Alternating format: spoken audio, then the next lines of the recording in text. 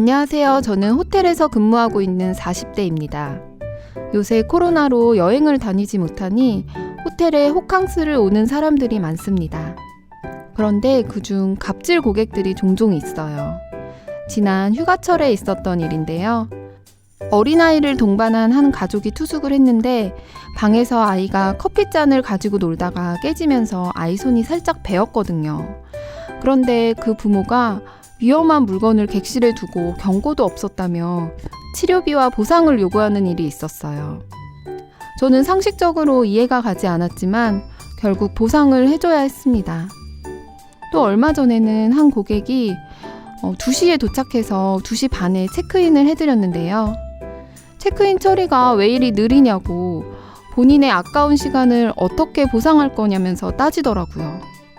원래 규정상 체크인 시간은 3시인데 그보다 30분 일찍 해드렸는데도 말이죠. 개인적으로는 정말 말도 안 된다고 생각하지만 호텔 직원 입장에서는 인터넷상의 리뷰나 SNS에서의 소문과 평판이 우려돼서 어쩔 수 없이 고객의 요구를 들어줄 때가 많아요. 이런 갑질 고객들을 대한 날이면 저의 일에 회의도 느끼고 스트레스를 많이 받습니다. 겉은 멀쩡한 사람들이 왜 그런 말도 안 되는 갑질을 부리는 건지 정말 이해할 수가 없네요. 요즘 사람들은 도대체 왜 그러는 걸까요?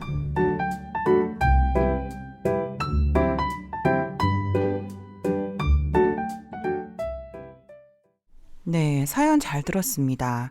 요즘 언론에서도 갑질 고객에 관한 논란이 종종 볼 수 있는데요. 사연을 들으면서 정말 힘드시겠다는 생각이 좀 드네요.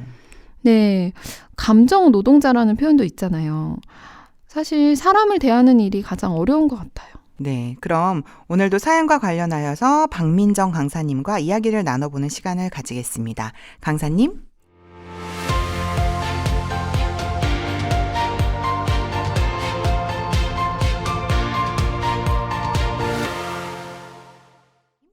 안녕하세요. 국제마인드 교육원 전문 강사 박민정입니다.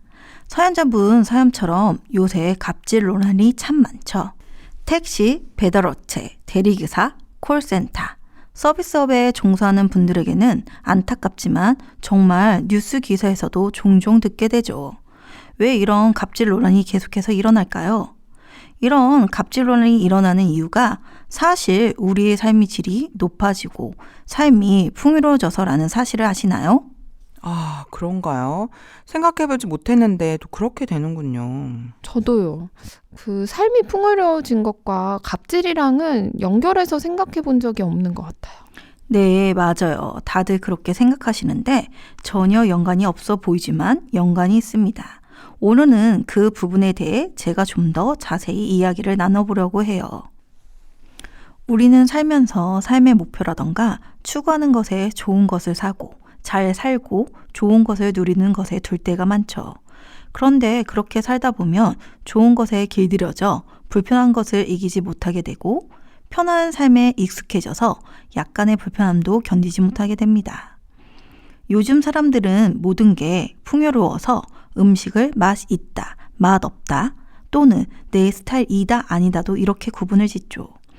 그러나 저희 부모님 세대만 해도 먹을 음식이 있다 없다로 이야기하던 시절이 있었어요. 이렇게 부모님 세대들의 희생과 노력으로 지금의 우리가 풍요롭게 잘 살게 되었는데요.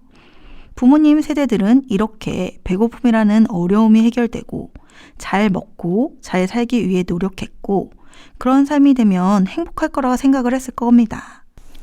그런데 실제로 경제적으로 잘 살게 되고 좋은 그리고 편안한 삶이 오고 그런 삶에 익숙해지다 보니 불편한 상황을 잘 견디지 못하게 되었어요. 저 아시는 분이 아이가 초등학교를 들어갔는데 학교에서 대변을 보지 못해서 어려움을 겪는다는 얘기를 들었습니다. 처음에는 아이가 변비가 있어 그런가 했더니 학교 화장실에 비데가 없어서 화장실을 이용하지 못했다고 하더라고요. 정말요? 아, 하긴 요즘 집에 다 비데가 있으니까 오히려 없는 게 이상할 정도네요. 네, 요새 공중 화장실에도 비데가 있죠. 그래서 이렇게 환경은 좋아졌지만 좋은, 풍요로운 환경에 길들여지다 보니 조금만 불편한 환경이 되면 생리적인 현상도 해결하지 못하는 약한 존재가 되어버린 거죠. 코로나 시대에 식당을 이용하지 못해서 배달 음식을 많이 먹는데요. 요새 배달 기사들에 대한 갑질 기사도 많더라고요. 네, 저도 그런 기사 많이 봤어요. 배달 기사보다 늦게 왔다고 음식을 받고 환불해달라는 기사. 야식을 시켰는데 배달 기사가 초인종을 눌러서 기분이 나쁘다며 새벽에 배달을 하는데 매너 없이 초인종을 눌렀다고요. 정말 황당한 기사들을 접하게 되는데요. 이런 문제는 단지 생활에서만 일어나는 것이 아니라 사람들과의 관계에서도 일어나는데요. 조금만 불편하면 그걸 못 견디다 보니 상대방의 작은 실수도 용납하지 못하고 이해하지 못하거나 화를 내거나 또 오늘의 사연자분의 이야기처럼 불편을 표현하게 되는 것입니다. 사연자분이 말한 갑질 논란도 결국 작은 불편도 이기지 못하기 때문에 호텔에 컵이 있는 건 너무 당연한 일인데 컵을 깬 아이가 다친 것만 보고 호텔에 항의를 하고 체크인 시간보다 빨리 체크인을 해줬는데도 자신이 기다린 30분이 너무 불편해 고마워하기보다 불편을 넣어놓게 되는 거죠. 이렇게 풍요로운 환경이 오히려 우리가 작은 불편도 견디지 못하는 약한 존재로 만들어버린 것입니다. 그렇군요. 생각해보면 저도 어떻게 하면 좀 더 편하고 여유로울까라는 생각을 할 때가 많은데요. 어떤 일은 내가 이걸 전에 도대체 어떻게 참고 했지라고 생각할 때도 있어요. 네. 사실 호텔 체크인을 체크인 시간보다 빠르게 해줬으면 감사해야 할 일이죠. 우리 삶에 언젠가부터 그런 사소한 일에 감사함을 느끼는 일이 없어지고 있습니다. 공기나 물의 소중함, 떠오르는 태양을 봤을 때의 희망, 열심히 일해서 결실을 거두는 보람과 즐거움.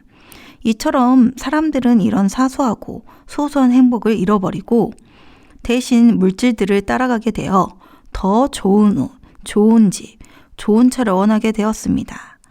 요즘 SNS를 하다 보면 좋은 집, 고급 승용차, 명품 가방을 서로 자랑하듯이 올리는 것을 볼 때가 많아요. 그러다 보면 내가 가진 것들이 하찮아 보이고 내가 가진 것들에 대한 감사함을 느끼지 못할 때가 종종 있죠. 네, 맞아요. 사실 허세인 걸 알면서도 왠지 막 나도 저렇게 하고 싶고 또 꼭 해야 할 것 같은 그런 생각이 들 때가 있어요. 네, 저도 경차를 타고 있는데요. 요즘 좋은 차를 보면 바꾸고 싶더라고요. 차가 없을 때는 경차라도 있었으면 했는데 경차를 타니 경차보다 더 큰 차를 타고 싶고 친구들 중에 좋은 차를 타고 다니는 걸 보면 부럽고 한편 시기 질투가 나는 거 있죠. 차가 없을 때 느꼈던 불편함은 금방 잊고 내 차가 생겨서 느꼈던 기쁨은 지금은 온데간데 없이 더 좋은 차를 가진 사람과 비교하면서 저를 힘들게 하더라고요. 네, 저도 근무하면서 SNS를 볼 때가 있는데요. 거기 이제 호캉스나 여행을 하고 있는 게시물을 보면 난 여기서 이렇게 일하는데 참 부럽다라는 생각을 할 때가 있어요. 네, 다들 저처럼 생각하시는군요. 우리의 삶은 예전에 비해 충분히 풍요로운데도 우리는 계속 그 풍요로운 삶 속에서 더 풍요롭고 싶고 조금만 마음을 두고 살 때가 많죠. 그런데 이렇게 마음을 두고 살면 좋은 차를 사도 얼마 안 가 또 더 좋은 차를 사야 마음이 채워지고 계속해서 내가 가진 것에 대한 감사함보다는 내가 갖지 못한 것에 향한 원함, 갖지 못할 때 오는 상실감을 느끼며 살아야 할 것입니다. 좋은 것들을 가졌을 때의 그 기쁨과 행복이 영원할 것 같지만 그 순간은 의외로 정말 짧습니다.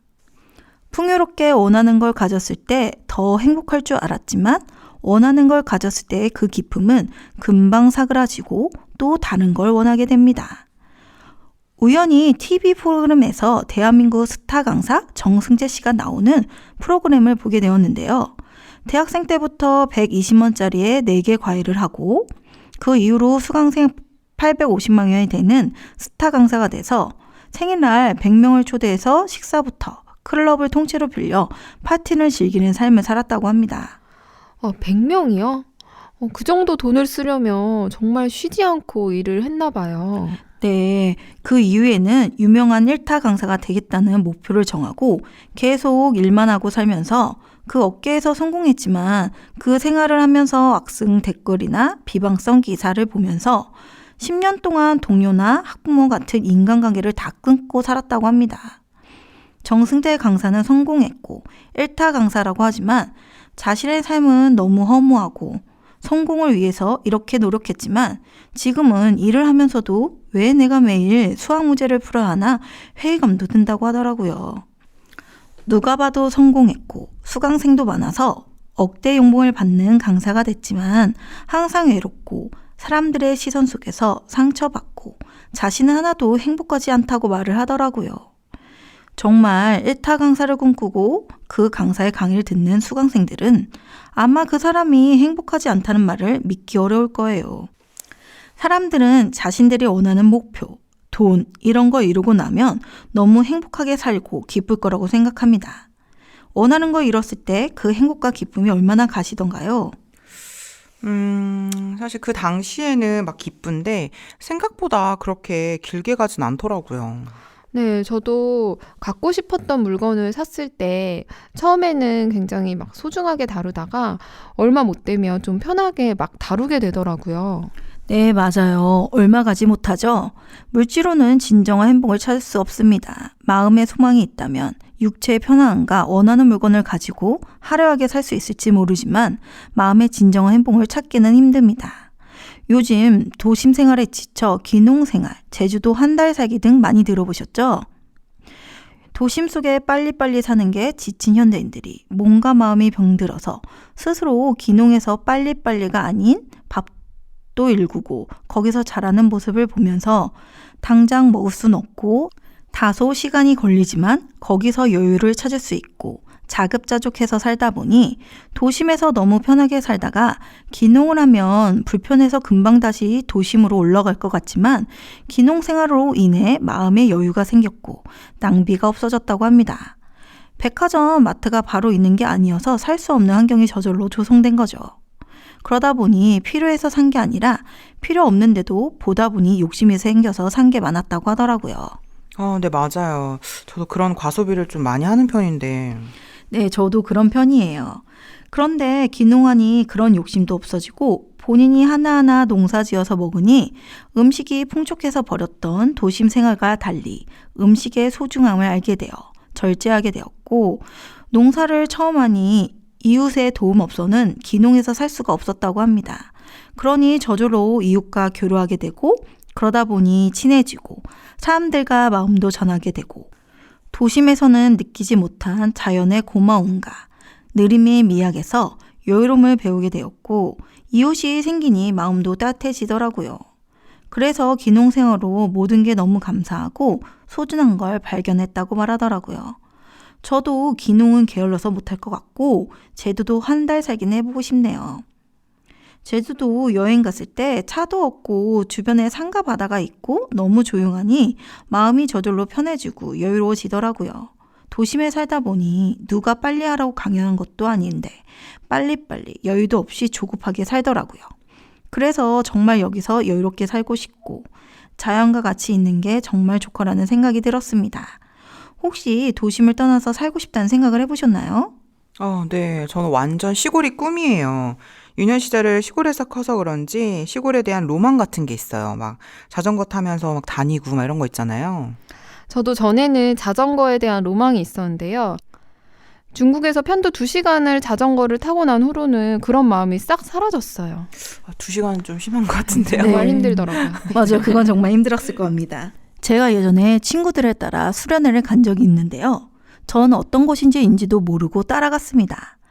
친구를 따라 그냥 갔는데 솔밭에 텐트도 직접 쳐야 되고 화장실도 재래식 화장실이더라고요. 재래식이요? 그 밑에 보이는 그 화장실 말이죠? 네, 간이로 재래식 화장실을 만들었더라고요. 정말 텐트에서 자는 것도 너무 불편했지만 정말 그 화장실은 너무 싫더라고요. 지금에나 캠핑 장비가 좋고 에어매트가 있어 좋았지만 그때는 맨바닥에서 이불을 깔고 자는데 여름인데도 밤에는 춥고 또 비가 와서 습하고 정말 여기선 하루도 더 못 지내겠더라고요. 그래서 친구 몰래 집에 가야겠다는 생각에 새벽에 나오는데 사람들이 일어나서 어디로 가는 거예요. 전 그 사람들도 저처럼 집에 가는구나 생각하고 따라가 봤는데요.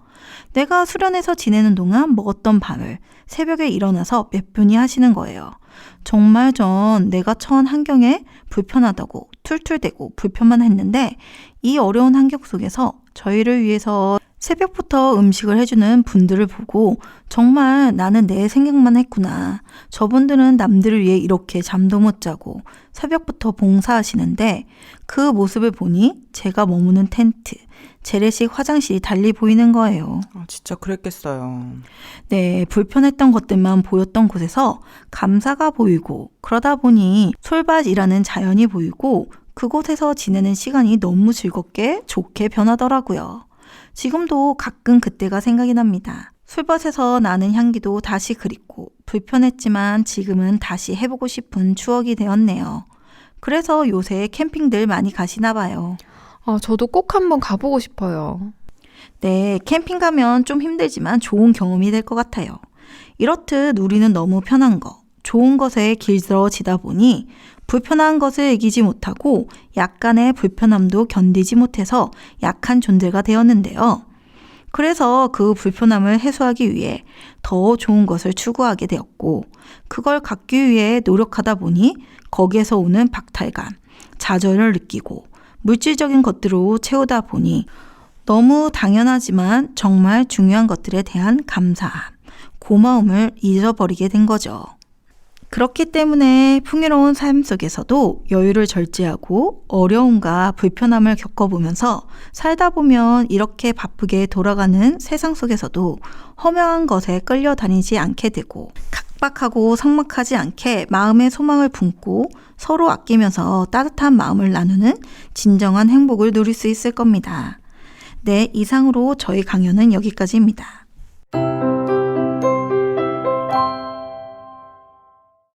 네, 여유로운 삶 속에서도 절제하고 살다 보면 허망한 것에 끌려다니지 않게 된다고 하셨는데요. 민주 씨는 강연을 들으시면서 어떠셨나요? 네, 오늘 강연을 들으면서 평소에 생각해보지 못했던 것에 대해 고민해 볼 수 있는 시간이 되었어요. 단순히 편한 게 좋은 것이 아니라 마음의 진정한 행복은 오히려 절제할 때 얻을 수 있는 것이네요. 네, 우리는 현재 참 편리한 세상 속에 살고 있지만 이 편리함 때문에 우리 마음은 약해지고 또 갑질 같은 공격적인 면이 많아진 거였네요. 우리가 이런 마인드 강연을 통해서 절제하는 방법도 배우고 건강하게 사는 법을 배우는 것 같습니다. 오늘은 풍요로운 환경과 만족도라는 주제로 이야기를 나누었습니다. 행복은 풍요가 아닌 조금의 부족함에서 온다고 하셨는데요. 우리가 이 마인드 강연을 통해서 진정한 행복이 무엇인지 생각해 볼 수 있는 시간이 되었으면 합니다. 두 분 나와주셔서